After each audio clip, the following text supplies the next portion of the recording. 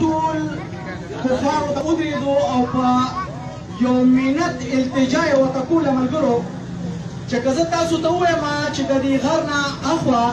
یو سیلاب را روان دی نو تاسو به ومنئ هغې وي او ځکه چې هغه خو صادق او امین و بیا ورته ووایي چې اوس دا خبره مو ومنئ چې تاسو کوم د بوتانو عبادت کوئ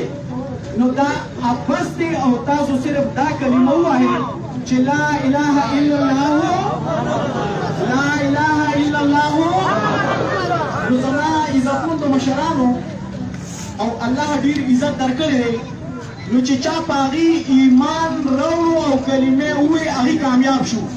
او چا چې انکار وکړو نو هغه د جهنم لرګي شو نو زه به تاسو له نور څه نشم ویلی خو زه به تاسو له د پیغمبر مقابل د صحابې نه ګرځوم خو زه وایم چې زمونږ د ساولډیر دپاره دا سړی چې راغلی دی نو دا هم د پیغمبرۍ د درجې نه کم نه دی درجه ورته نه ورکوو خو بهرحال ستاسو لپاره ډېر محترم سړی دی او زه سره تاسو په یو باندې نه دی کوپریشن وکړئ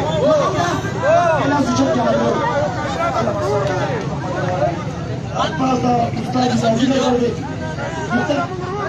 اللهم صل على محمد وعلى ال محمد كما صليت على ابراهيم وعلى ال ابراهيم خدای پاک خالق مالکی زمون په خال رحم وکړي موجوده چې د ملک سره باندې خدای پاک زمون په دې ملک رحم وکړي